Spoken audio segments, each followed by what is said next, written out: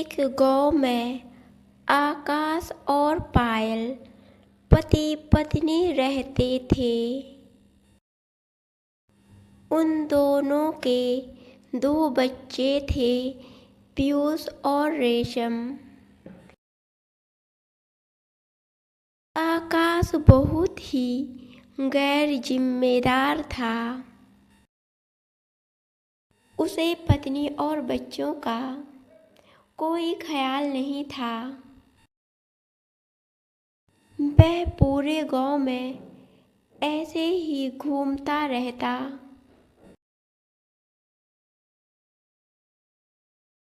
पायल बहुत मेहनती थी। वह गांव के घरों में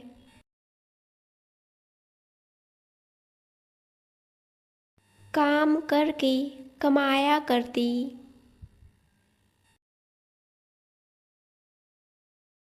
रेशम और पीयूष को पढ़ाती थी।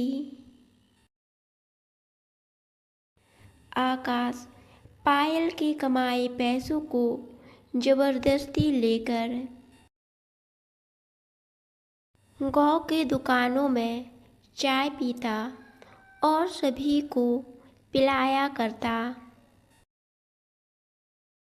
चाय पीकर सभी लोग आकाश की तारीफ करते।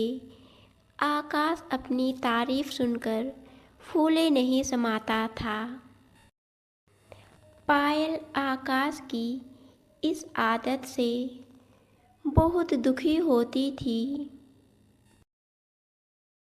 एक दिन एक चिड़िया आकाश को काट लेती है। उस चिड़िया के काटने से आकाश की मृत्यु हो जाती है। पायल और भी ज़्यादा अकेली हो जाती है। अचानक से बारिश शुरू हो जाती है। पायल का मिट्टी का घर बह जाता है। पायल अपने दोनों बच्चों को लेकर सड़क पर आ गई।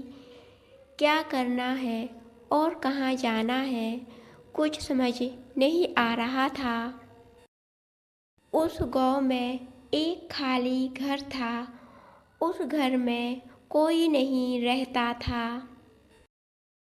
पायल उस घर में सर छुपाने लगी।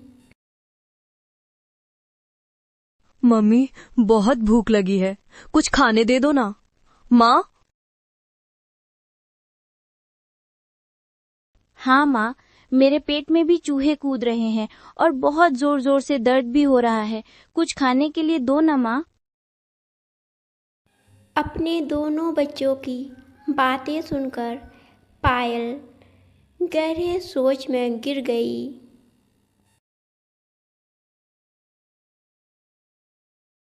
अरे बेटा, मैं जिस घर में काम करती थी, इतना दूर पैदल आ जा नहीं सकती और गाड़ी पर आने जाने के लिए मेरे पास पैसे नहीं हैं। गांव की बड़ी अम्मा ने थोड़ा सा आटा दिया था रोटी बनाने के लिए, लेकिन मेरे पास तवा नहीं है जिससे कि मैं रोटी बना सकूं। मेरे कुछ समझ में नहीं आ रहा है। पीयूष बोला। माँ, रोटी बनाने के लिए तवा क्यों चाहिए? माँ, वो देखो, इस मटके में पकाओ। मैं जंगल में जाकर लकड़ियां लेकर आता हूँ।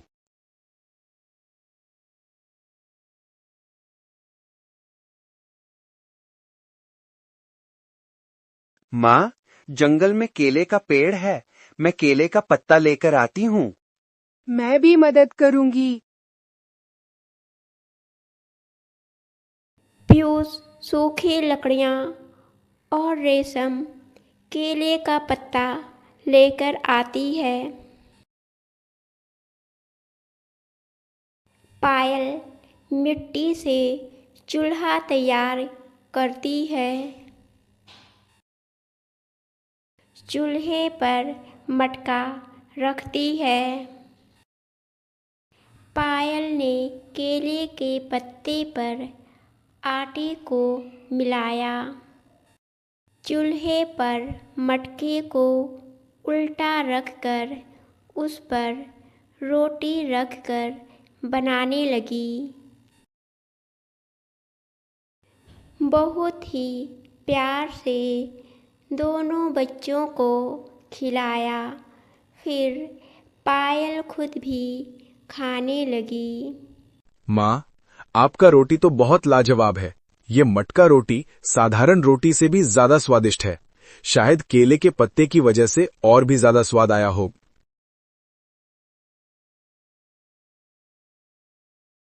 हाँ माँ, ये मटका रोटी बहुत ही स्वादिष्ट है।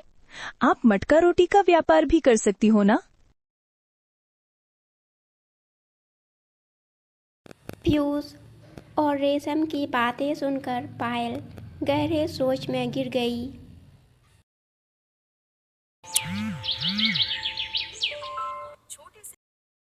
अगले दिन से पायल ने मटके रोटी का व्यापार शुरू किया। रेशम ने टेबल सजाया। पीयूष बोर्ड लगाए जिसमें लिखा था प्यार से भरा, स्वाद में कमी नहीं, पायल का मटका रोटी।